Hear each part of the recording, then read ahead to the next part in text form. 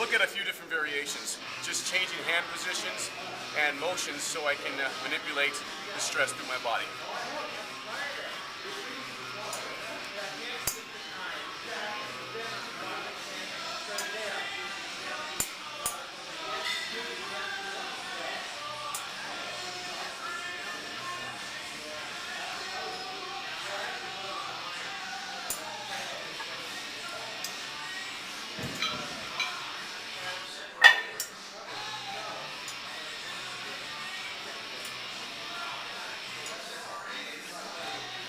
All right, let's change the camera angle and change how we use the tree now.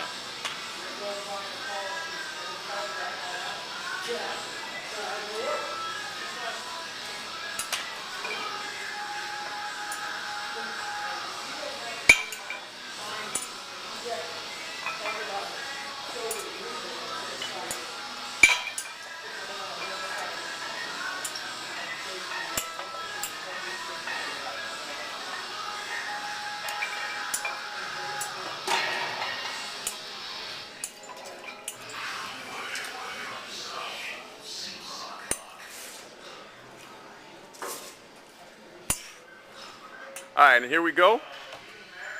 So now what he's doing is he's starting in the middle and he's pivoting around. So we're creating some transverse plane and even some lateral plane motion with this particular pivot.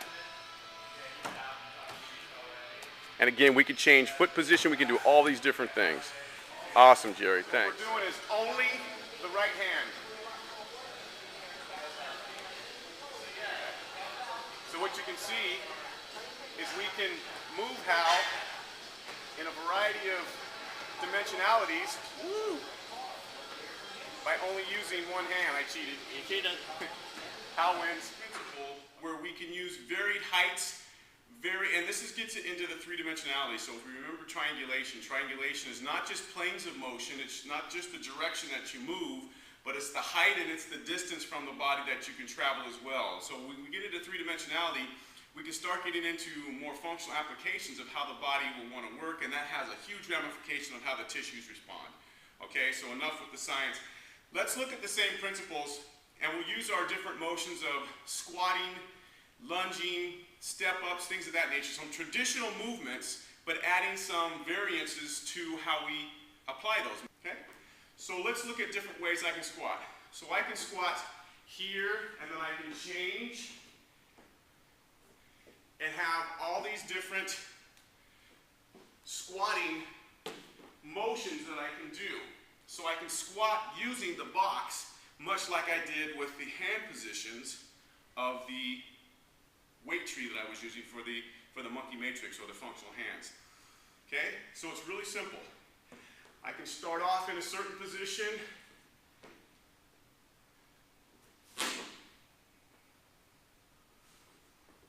The speed of the squat obviously depends on the client, but I can change my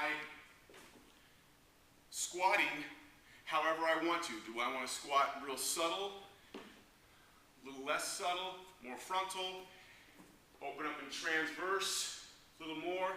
Do I want to go sagittal a little more? All right, let's take the same principle now of the functional feet and go into a step up. So now with the step up, I have the ability to do traditional step ups, different heights,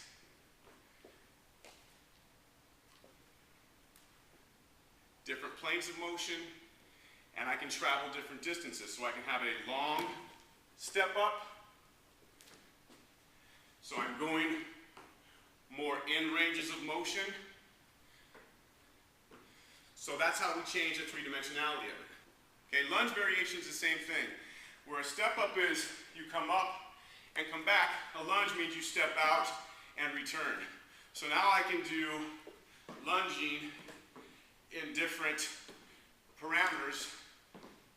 I'm just not stepping up. So it's just creating lunges in the same basic thing. Now I don't have to always go from the floor. I can lunge from one box to the other. So you can lunge from box to box. So you're changing heights. So you can play with the same matrix again, and this time he's going to do this going to the side. So you'll step to the side and reach to the knee. So he's in the same thing. This time we're going to have him step more sideways. So he's actually getting some transverse plane motion through his hips and some lateral momentum as he shifts from side to side.